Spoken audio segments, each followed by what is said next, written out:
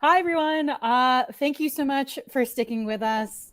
We can't blame Mercury retrograde or full moon or anything. We're just having some stuff today. And I think having a theme of empathy actually works well with what we're talking about today. So thank you so much for attending. My name is Trish Fontanella, and I head up community at CX Life and at our parent organization, Simpler.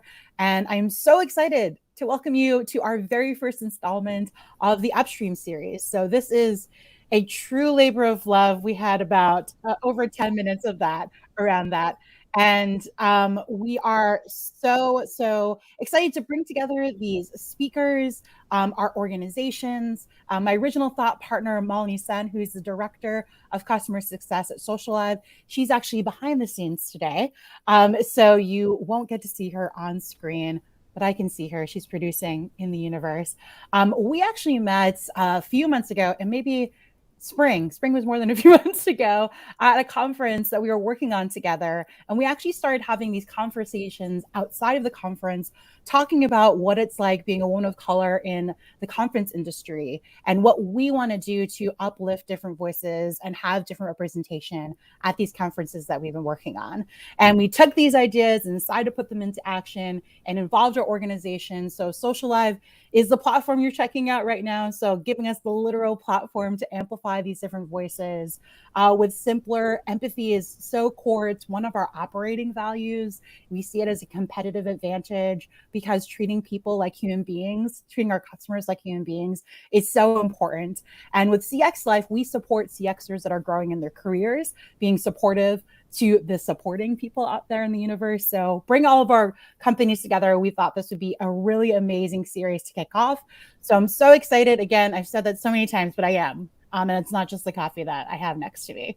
But to kick off, I wanted to introduce you all to Angel. Angel Rogers has spent her career in technology, specifically in the customer success and renewal space. Starting in an entry level role, she has navigated a predominantly male space to continue to grow both her career and network while keeping diversity, equity, and inclusion at the center of her passions. Recently named the head of global customer success at Rockwell Automation. She is committed to pushing the boundaries on how we can shift the conversation and leverage diverse talent to innovate and disrupt the norms. So Angel, thank you so much for being our first speaker in the Upstream series and for joining us today. And with that, the stage is yours.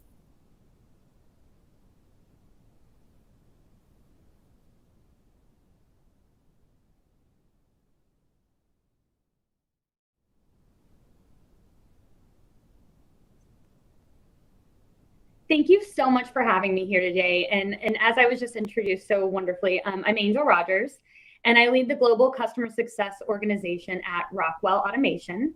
And I'm personally based in Nashville, Tennessee, so working from home, as we all know, kind of some of the new things that come with that.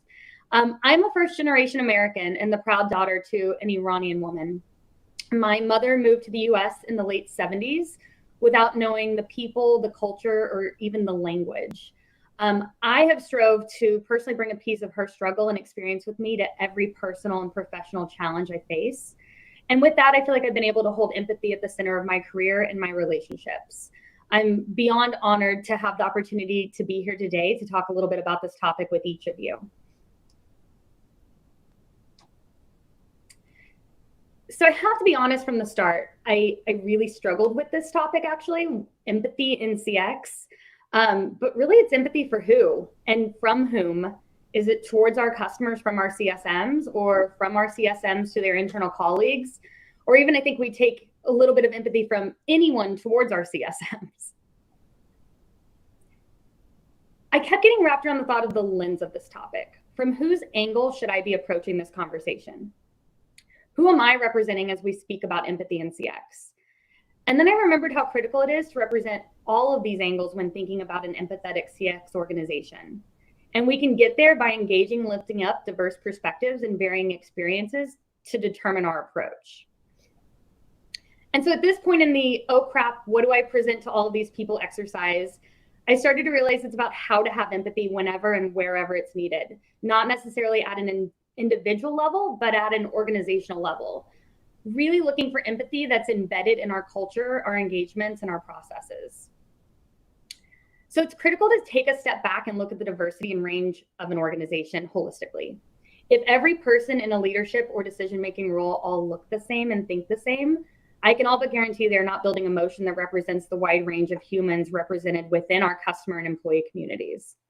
The voices around the table have to have a range of life experiences and motivations in order to ever truly lead with an empathetic mindset. I can't tell you how many times I've had a CSM or a manager or even a customer come to me just really frustrated, even exasperated at times with the lack of feeling heard or feeling cared for. At the center of these frustrations, it's typically another person with an opposing view. So the first thing I always ask is why we thought the person on the other side of the frustration did what they did.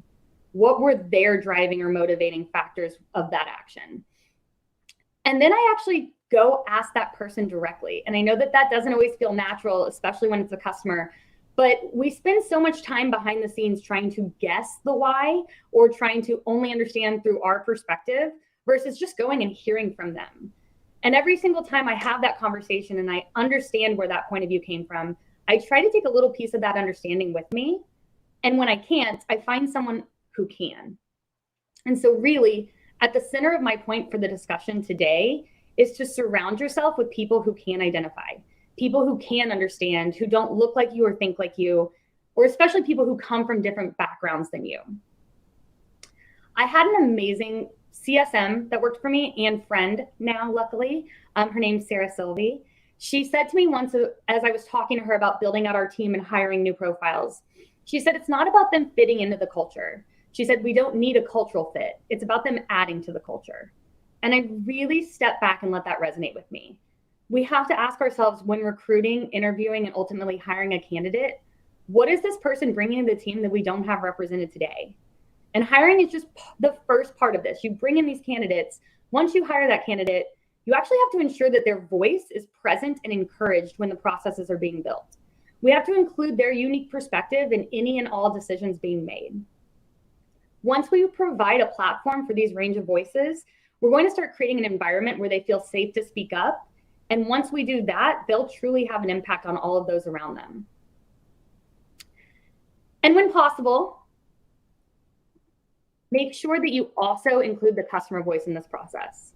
For example, you've got this procurement person you're working with and they're negotiating so aggressively and you're frustrated and you don't understand why they're pushing back so hard.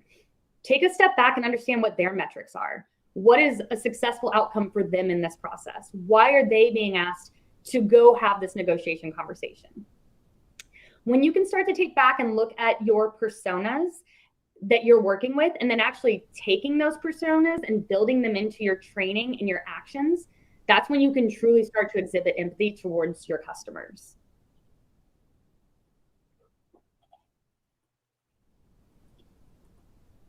Empathy in CX can be tied back directly to diversity in CX.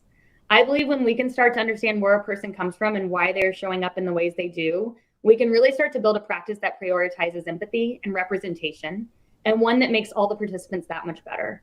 And I also truly believe that when we do get this part right, all of the metrics and results will follow. Thank you so much for allowing me the opportunity to talk a little bit about this with you all, and I'm looking forward to some Q&A shortly.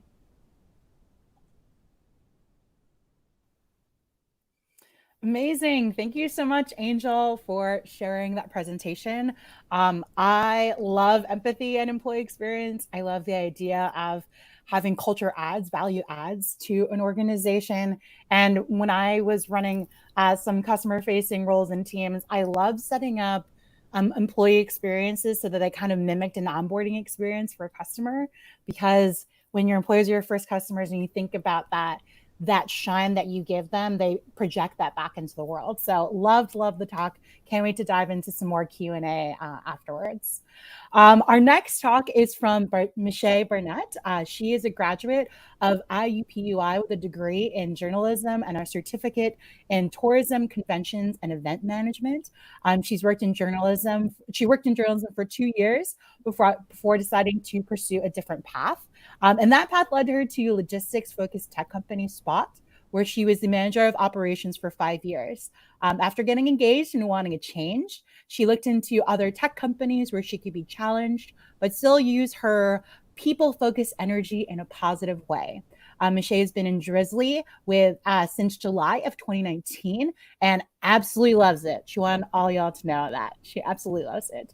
While she's focused heavily on BPO management, she also works on the DEI task force as a leader.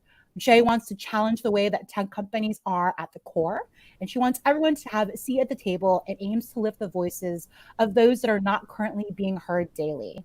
She has been a resident of Houston, Texas for about 6 months with her husband.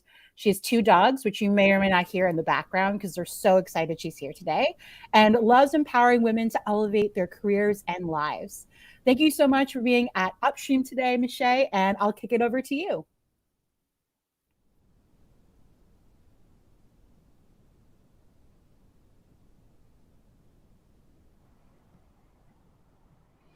Wow. First of all, let's give some claps to Angel. She did amazing. Great job, Angel. Thank you so much. You literally motivated me even more in just your 6 minutes of excellent diversity and empathy conclusion. So I'm insanely motivated. And thank you, Trish, for the introduction. I'm so happy to be here today. And I would like to get started with my slides. So first of all, Angel said something that really stuck out to me, and I honestly took notes as she said it. And I included the definition of empathy on my deck. Just to give everyone a visual, right? Empathy is a noun, right? And Angel laid out steps in ways that we could incorporate empathy with CX. She said you have to understand, listen, add perspective, and hear, right? Now, when you take a second and you reflect on the definition of empathy, what stands out to you, right? If I pause for a second, the words that stick out to me is understand and share. Now, when you think about understanding and sharing, right, with empathy, it comes off as a skill. I don't know if you learned empathy in first grade. Was it middle school? Was it college? Did we take a class on empathy? I'm not sure where it became a skill that is listed on our resume, but it is one that we expect customer experience agents to really have at their core without being able to pinpoint where you actually truly learn empathy. When I think about empathy, I put it into 3 different buckets. I think about it from the agent perspective, the consumer perspective, and the perspective of yourself. Now, the reason I left yourself as not a manager, not a leader, think about it from all of the ways that you interact with a customer support team. It could be from a leader perspective. It could be when the roles are reversed and you are the actual consumer reaching out to a support team. It means so much, right? And so when we think about empathy in CX, it comes off as a soft skill. You expect it in the interview process, and we're actively asking questions to see how empathetic is this agent? Should they be on our team if they're not able to mutually understand our consumers? We require the agent to ask questions and to keep an open mind. But what do we require out of the consumer? What do we require out of ourselves? When it comes to being a consumer, like Angel mentioned, you have to be able to hear and to understand. But what if you as the consumer aren't able to do that because you never learned the soft skill of empathy? So I left it blank. I had that, oh crap, what am I going to do for this conversation moment, similarly to Angel. And I didn't have an answer for how you teach a consumer empathy. And so I took a second and I tried to reflect on it. And I asked myself, whose responsibility is it to teach the consumer? I've been the consumer plenty of times, upset at, I don't know who's customer support agent for something that is literally out of their control. And then I would take a step back and I would say, why was I upset with her? It had nothing to do with her. She could not stop this from happening. She simply answered the phone and this is the card she was dealt. So after the fact, I was able to sit back and mutually think, after I had already had, a frustrating conversation with her, what could I have done differently to offer her that same empathy that she tried to offer me that I was just, completely outside of myself and thinking about. Now for yourself, one thing you'd like to consider there is what is your ability as a person, as a manager, to understand the emotions that are happening around you. For the agent, if we take it back a step, the agent has to be empathetic right now. When that consumer calls in, me, the consumer, upset that your dogs are barking at the gas line workers in front of you, and you're going off on the lady. She has no idea that you had to have this conversation today. She does not care that my dogs are barking at the window. None of these things matter to her, but she has to stay calm in order to answer my question and hopefully deliver value to me as a consumer. But she also has to have a level of assumption, right? To provide that I am actually going to listen to her, take a breath, right? And be calm at the end of the day. So me as the consumer, being able to take a step back, put myself in her place right then and there and say, you're right. It's not your fault. You had no idea this was going to happen today. It's totally fine. We will get through this conversation. I will be able to use this example in this conversation. I'll be able to offer empathy from a place of true understanding because it's mutual respect on both sides. So whether you are a manager, like I said, a leader, a team player, if you choose to identify as one, you have to be able to understand the emotions of everyone around you, from the agent perspective, from the consumer perspective, and you have to become an effective communicator. I'm talking about effective communication and I'm stuttering. Effective communicator, but also be a problem solver, right? In the fury of all of these things happening, you have to be able to build a rapport and to trust yourself and the relationships that you have with the consumer and the agent to be able to truly have mutual understanding to your core and be able to hear each other at a place you've never heard each other before. Okay, so we've taken a step and we've talked about empathy in CX.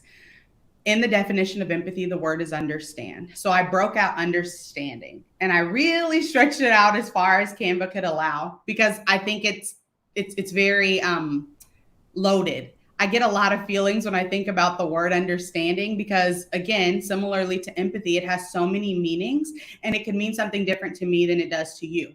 Right? Your level of understanding could just be feeling heard, whereas my level of understanding could be acknowledging what I'm saying so that I know that you heard me. Similarly to empathy and CX, I broke it out into those same 3 buckets, but now I have questions about the consumer, me being the consumer and potentially you being the consumer. So what are we expecting from the agent when it comes to empathy and understanding? Are we understanding what could be impacting their work? Angel mentioned she's working from home. I'm working from home. We've got dogs. We've got gas lines. Who knows what's happening? Are we able to understand what could be impacting their work and why they're not able to actually be empathetic to the consumer? Are there any complications in their environment? As Trish mentioned in my intro, I do a lot of BPO support. And so that's all around the world, right? So that requires me to have an understanding of what's going on outside of Houston, Texas, to know what's going on in their environment and what could be impacting their work because of it. Has their productivity slipped lately? What could be causing that? The lack of empathy doesn't just happen overnight, right? It's usually a buildup and frustrating cause and scenarios that weren't coached after. So what can we do to make sure that we're addressing everything mentioned prior so that they truly feel understood and have that mutual understanding as well? And then lastly, from the agent perspective, are they experiencing early signs of burnout, right? We've been in this pandemic for over a year and there's so many things happening and changing around all of us. Sometimes the first thing to slip when you are burning out is that level of empathy because you're just not able to see eye to eye with the consumer, nor are you able to see eye to eye with yourself because you're just so exhausted. So those are questions I would love for you to pose to yourself as you think about understanding the agent perspective in CX. But then for the consumer, right, I really did take time and pause on what questions I could consider in trying to better understand the actual consumer and the customer experience. Same question, right? What could be impacting their experience? What is happening in the consumer's life that caused them to call so frustrated? Do we offer that level of understanding as a soft skill in working through empathy? Did they have to reach out numerous times to get an issue resolved? I'm sure we've both been there. If you have to reach out more than once, you tend to lose that level of empathy, and it's just pure frustration and confusion because you have no idea why no one is actually listening to you and fixing the problem that you've communicated. Has the level of customer experience changed? As a lot of companies are in hypergrowth right now, consumers are used to someone answering the phone within 20 seconds, solving their problem within 30, and sending them a survey within 45. So if that's changed and the consumer was not aware of this change, that only adds to less empathy and less understanding in that relationship. And lastly, sometimes you have to just ask the question, should this consumer be able to contact customer support? If this consumer is only making a bad experience for every agent that they are coming in contact with, is it a consumer that we need at the end of the day? And for yourself, have that same level of true reflection that you have of the consumer and the agent. What could be impacting your work, right? Are you able to mutually see eye to eye with the consumer and the agent to see both sides individually? Do you have the time and space to address issues with the consumer and agent? Angel mentioned taking calls and hearing the frustration of various consumers. Do you have that space to address that, or is that exhausting to you to even think about? I've been on both sides. I know how it goes. Sometimes you've got to work up the strength to handle that escalated call from a consumer. Are you able to address what could be causing that? And do you feel supported to show up and do your best work every single day? A lot of times we expect that from agents every single day that they show up to work without actually expecting that from ourselves and just showing up to do the job without feeling supported to bring our best self every day. And lastly, but certainly not least, are you demonstrating early signs of burnout? If there's a lack of understanding for your agent and for your consumer, and if you are too exhausted to deal with the frustrated, escalated call of a consumer, then maybe it's time for you to pause and reflect and wonder, am I able to see this situation objectively? Do I have a mutual understanding of empathy for both the CX agent and the consumer? And if I don't, why not? Thank you so much. We're all in the backstage clapping every time someone gets off the virtual stage. Shay, thank you so much for that. I was taking, well, what I love is we're all like looking down and taking notes ourselves and learning from each other. That's one of my favorite events to be at, where we're all building off of each other's conversations. And this is actually save this for the Q&A, but it's really interesting how much we all expect really great front-facing people to be empathetic. And when you asked, when did we learn about that? I'm like, I don't think I even learned about the concept, like actual concept of empathy, until later on in my professional career. But it's something that we're all expected to have and perform well and do when we're working in these customer-facing roles. So super interesting. Our last speaker for today and our keynote speaker is Marjorie Abdelkrim.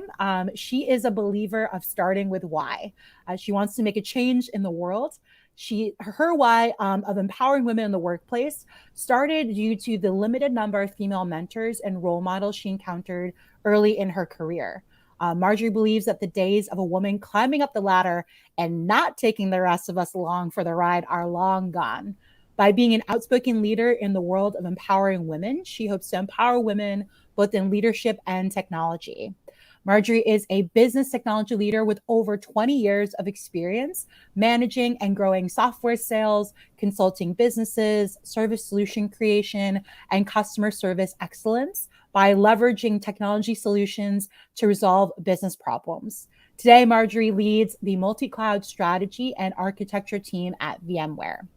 Marjorie, we're all so excited to hear more about your why and empathy in CX. And thank you so much for being our keynote speaker. And the stage is yours.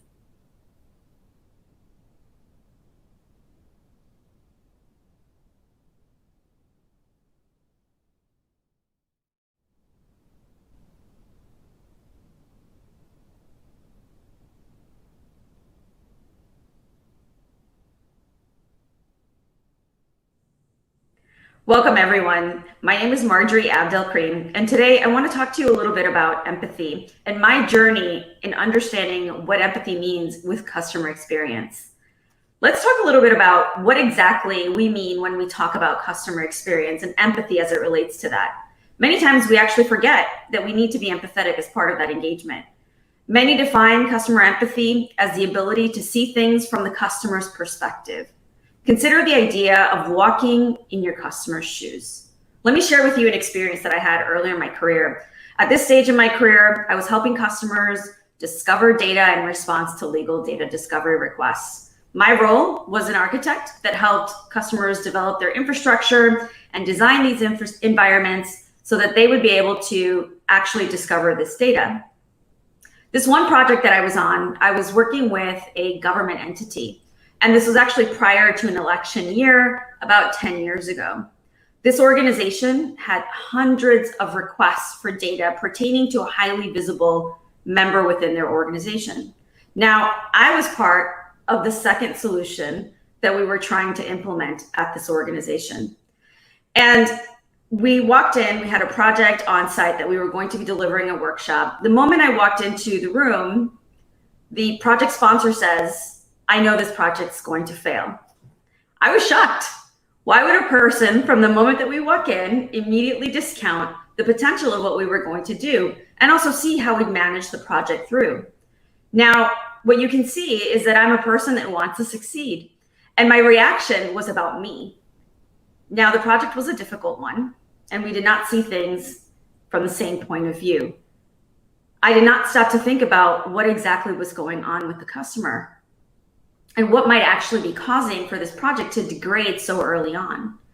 Now, I was reviewing some data by myself one day, and there were some things that I had questions on. So I picked up the phone and I called the project sponsor to talk about the specific data. But before I did that, I asked him, I said, "Why are you so negative and tough on this project?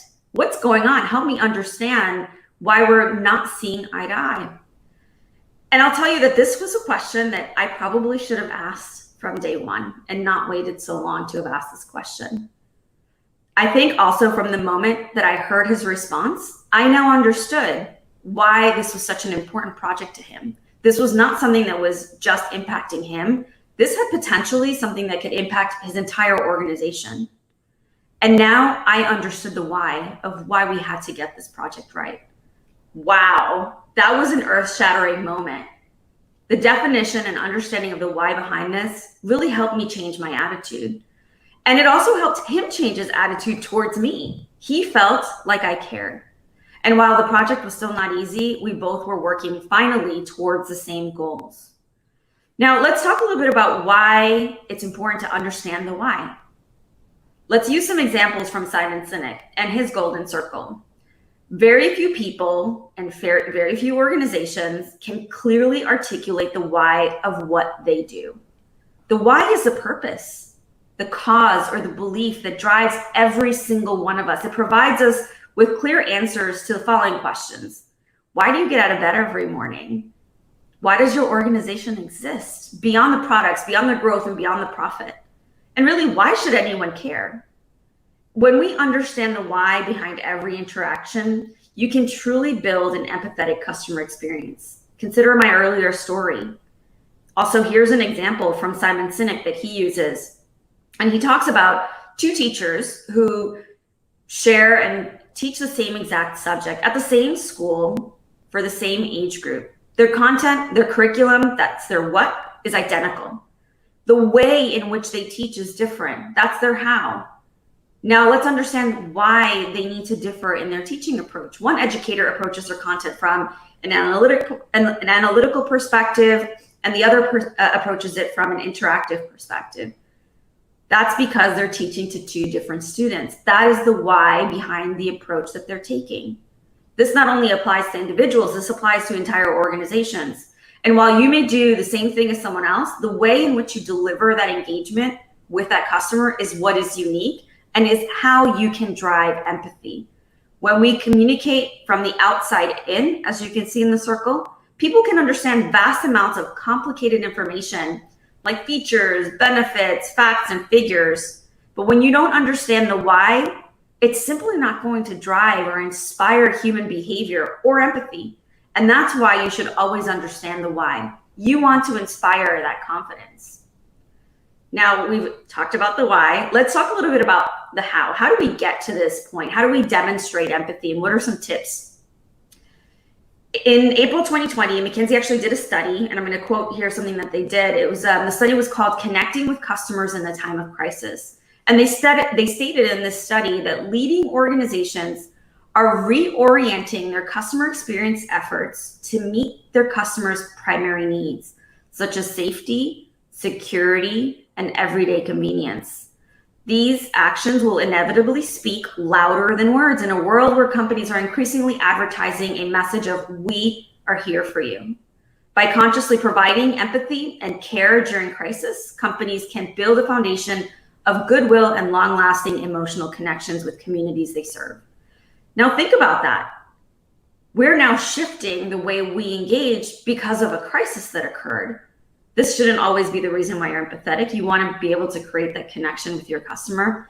But how can you demonstrate that in your day-to-day engagement? Number one, understand the why your customer is working with you. Really try to dig into that. Bring joy and support the emotional needs of your customer. Sometimes we forget to have fun when we're doing work. It's super important as you're trying to engage with someone to demonstrate that emotional support to them. Adapt to your customer. Sometimes they'll want to meet with you with their camera off, right?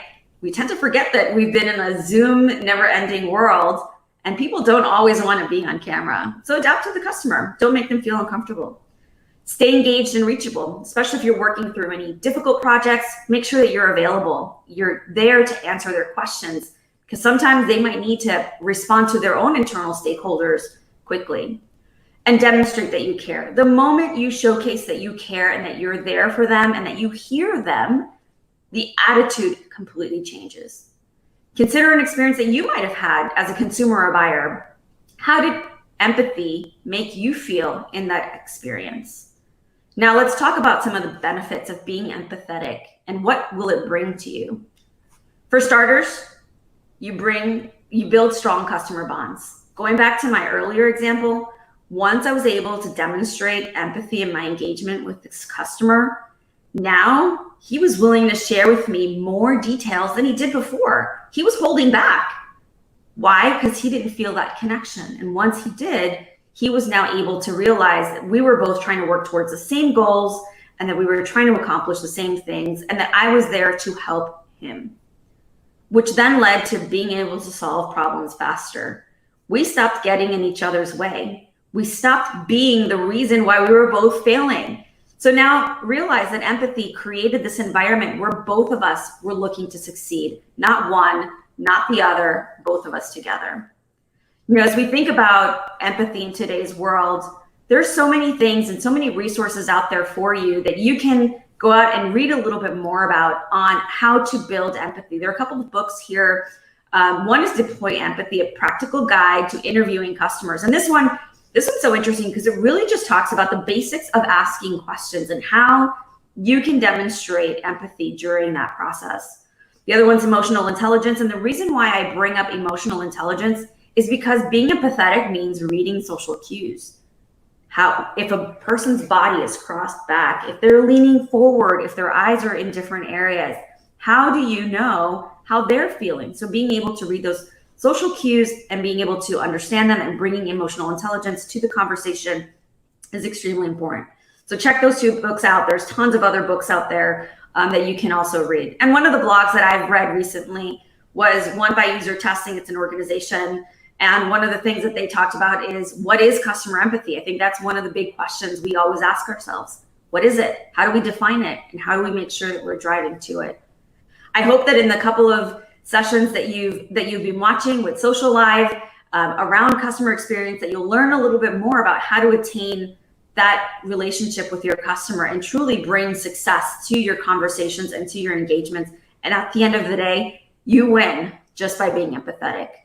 If you'd like to find me on social media, I talk a lot about psychological safety, about empathy, about how to be a more diverse and inclusive leader. So feel free to follow me, and hopefully we'll catch each other online. Thank you, and have a great day.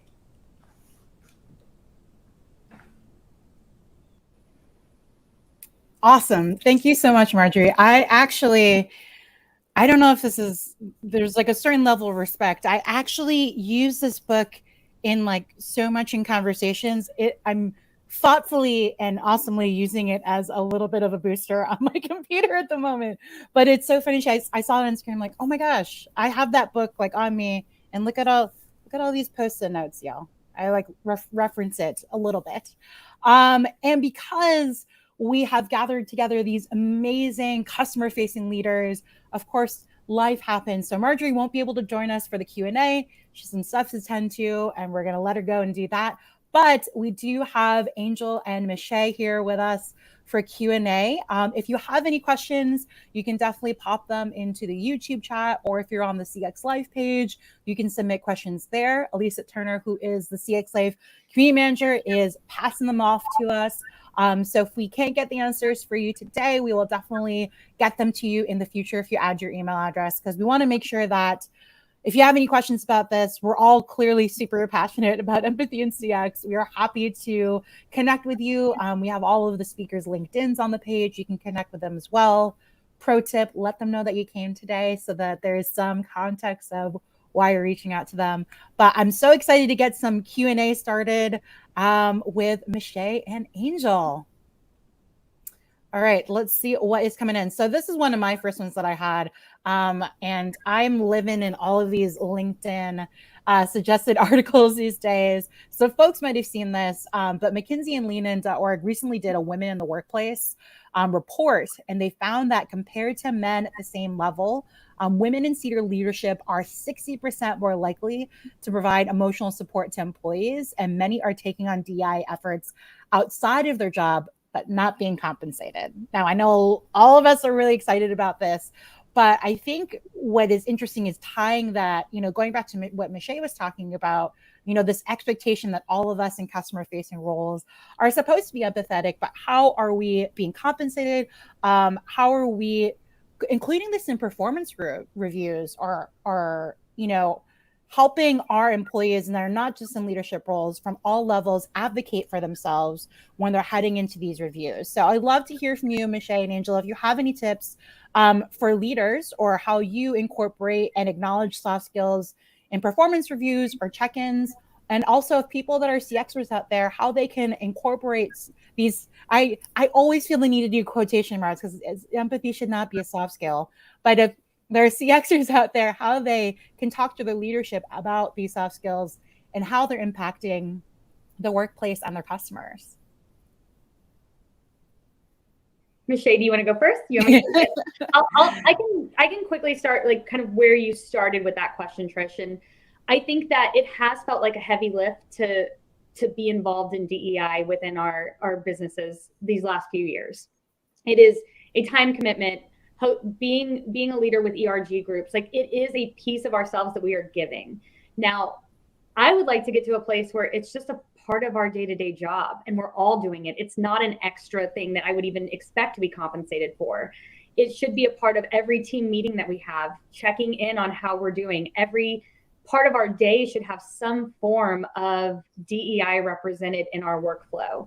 And so while it has felt like this heavy lift outside of our normal working conditions, it shouldn't. It should just be a part of what we do as professionals in a business. Absolutely, Angel. I couldn't agree with you more, right? It's not one person's job, it's every person's job. And so Trish asked such a loaded question. There's so many parts to dissect, but we don't have all day. I would say from the customer, from the CX agent perspective and advocating for yourself, right? I think that advocating for yourself, especially with senior leadership, is very hard.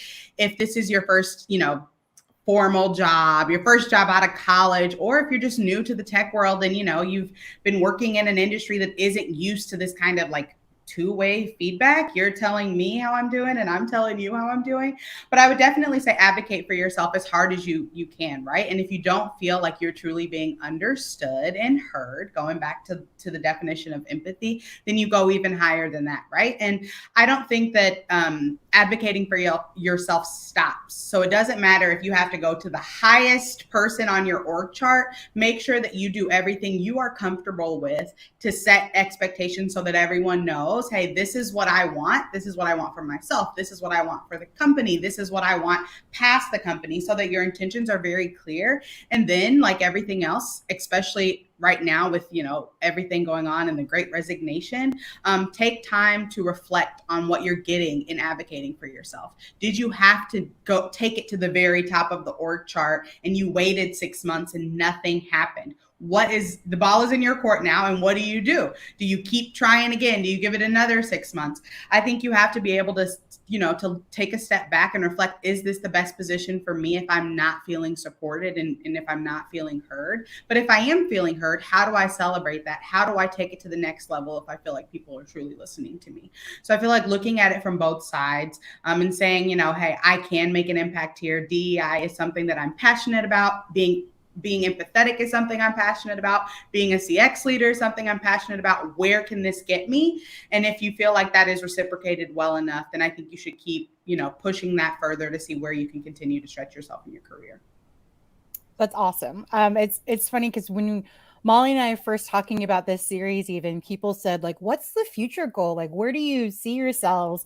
And I said, I don't want this series to exist anymore because I want it to be so integrated in both our hiring practices, at our conferences, at our events, that we don't have to be highlighting folks, these different voices, because it'll just be the way it is, that we have people from different voices and different backgrounds coming to the table, and we don't have to, have these different groups. But for now, it's important to have these different voices as we're still incorporating that, but also making sure that I love what we were both talking about. Our managers are recognizing, these different things, and we're making sure that's happening, but also the importance of advocating for yourself. And then I'm a big pro cons list person, and thinking about our own personal mental health and how much we're spending advocating for ourselves, and does that outweigh with how much work that we're doing, and figuring that out too. So Michelle, you talked a little bit about this, and I'd love to dive into a little bit more. Maintaining empathy with difficult customers, or potentially breaking up with customers. Can we talk a little bit of that? I bet you're both nodding. So I think you both have some perspective on that. Tell us a little bit more about maintaining empathy with customers, and then also the difficult thing of potentially saying, like, maybe this product isn't for you, or maybe this is time for us to kind of break up. Absolutely. The customer breakup is definitely an interesting one, and one that I do not take lightly, right? But I also want CX agents to feel empowered and supported at the end of the day, right? And so Trish likes to air quote empathy as a soft skill. I'll continue to do that as well. So if you put yourself in the agent's shoe, right? And let's say you are a consumer that calls every day at noon, and you're always yelling and screaming, and this agent works every day at noon, and they keep dealing with you in this fury of whatever's happening in your life and impacting your environment at noon.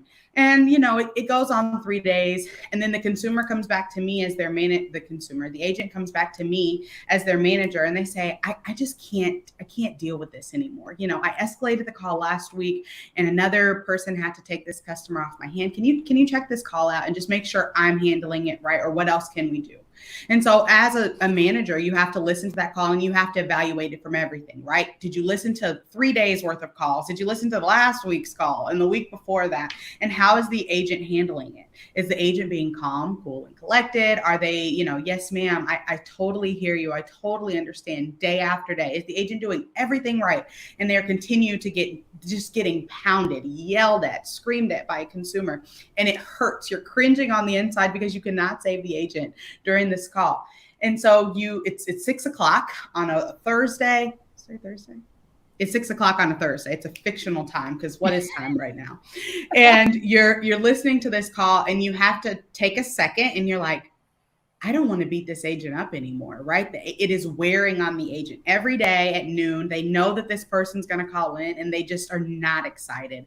They usually bring so much energy to work, and they are just drained. And so you review the customer, and you have to make a decision best for the business and best for your agent at the end of the day. Do we want to lose a super agent that's great, they're friendly, they're truly empathetic to their core, or do we want to lose this paying consumer that has contributed to our business for years?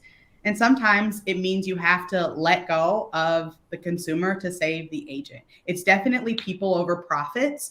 And in doing that, you just have to let the consumer know, hey, we've heard your last few interactions, and I am very sorry that you keep having negative experiences. But maybe it's not us, it's you. It's not you, it's us.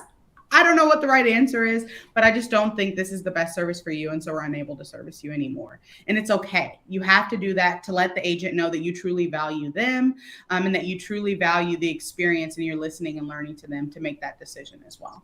Angel, did you have anything to add? Yeah, I mean, I think that's just such an amazing point that you've made there. I think what I try to do in these situations is, and I kind of spoke about it a bit in my presentation, I try to get on the phone with the customer and truly understand where they're coming from. It's so often that we're focused on the issue at hand and not the core of that issue and what's really going on. Why is this customer? Everybody at the core wants to interact in positive ways. I truly believe that. And sometimes there's things that get in the way of us being able to do that effectively. And so I like to get on the phone with the customer, try to diffuse the situation, try to understand again the core of why this is happening. But at the end of the day, for me to go to sleep at night, I have to protect my people. And so there are times that I've had to get on with a customer and I've had to say very kindly, this is a human being that you're talking to, and you're not going to be able to talk to them that way. And I've even stepped in and said, you can work directly with me if that's the level of engagement that you want to have. But we cannot, to your point, like we cannot put a customer's revenue over the health and well-being of our employees. And so I think, again, at the end of the day, I think you have to make that decision that's right for your people. That's your job to protect them as a manager and a leader. The other thing I would even add, I've gone as far as to send, kind notes to their leadership on LinkedIn and say, I just want you to know this is how your business is being represented. Because as a leader, I would want the opportunity to coach my people if they were treating people in a way that I'm not proud of. So I think everything you said, and then even maybe going a little step further on that.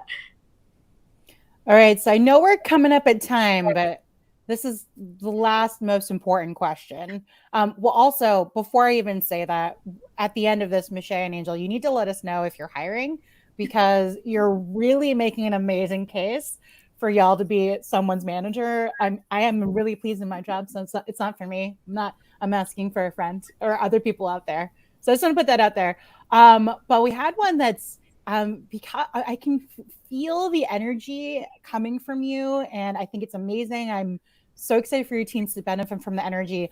But what are you both doing to make sure that you're preserving your own health and mental sanity in this customer facing? I feel the energy from these your maybe hypothetical calls, but I think you're kind of drawing from real life. So would be super curious to know what you're doing for yourselves, especially right now, to maintain sanity. Yeah, that's a fantastic question. I think I'm still figuring that out and navigating that a little bit. I think at the core of it, I actually genuinely like people. That I know that sounds funny, but I found the right role for myself. And because I found the right role, like somebody in this role that doesn't enjoy that interaction, it can really drain you. It can really take a lot out of you. And so I just feel like I have found my calling in doing this. I surround myself with people that also feel that way. And I surround myself with people that bring positivity. And then lastly, I try to block off an hour every morning and drink coffee and just like reflect on the day, look at my calendar, get my bearings. That's the one thing in this kind of work from home life that I found that it was so easy that the mornings and nights were starting to blend together. It was just this constant work cycle, and having this standing time on my calendar that I refuse to accept invites on has felt like it's protected my sanity a little bit in that sense. Absolutely, Angel. I couldn't agree more. I would say that I'm definitely a people leader. People drive me. I tend to take whatever energy they're giving and put it on myself, good or bad, right? If it's great, it feels good. And if it's not great, it gets a little heavy. And similarly to Angel, my hour block of time is not spent drinking coffee, it's painting. I'm in the middle of paint. My husband and I are repainting our whole house. And so I like to spend an hour mindlessly painting. And it really helps me kind of step out of the day and just like do something that I can instantly see as satisfying. So that is what I do to kind of preserve that mental health, but step out of it. And then I can step right back into it and have a mindless task that I can see at least something was done. And I can really kind of check the box on the impact I've made in painting the house. That's awesome. I love both of those answers. it makes me think about how important employee experience is, because when you get these amazing customer facing people and they love working with people, all the stuff that can can come up is something that they can deal with. But if they can't like come home either to their own home or inside the org, and they have to kind of battle things, it makes it hard for that person, because all they do is like want to help and they really love people. So this has been so amazing. Thank you both so much for being, and Marjorie, who is off helping the world in some way off camera, for being a part of our first Upstream series. Like I mentioned, Angel, Miche, and Marjorie's LinkedIns are on the CX Live viewing page. So please, clearly they made an amazing case to book them at your events. Definitely reach out. I also want to give a shout out to the CX Live team, Elisa, who has been helping with the stream and doing Q&A. Molly, of course, my thought partner in this series, and the Social Live team has been so amazing as well. And the Simpler side that has been tweeting and posting on LinkedIn along with the rest of the companies. I did want to end with one quick thing. So on the Upstream end, we're going to be doing this all 2022. So if you know someone, or if you are someone that wants to be a speaker, definitely reach out, or go to LinkedIn, talk about these amazing women, or talk about someone in your team that maybe they're not always center stage and maybe they're not leading meetings, but deserve to have a little bit of shine. And do that on social, or do it personally, and just pay forward some of that good energy and recognizing really awesome people in our organization. So thank you all again so much for attending. We'll have the recordings online pretty soon. Follow Simpler, Social Live, and CX Live on social. Those links are on the CX Live landing page as well. And I hope y'all have a great rest of your day and week, and we'll see you at the next Upstream event. Thank you. Bye.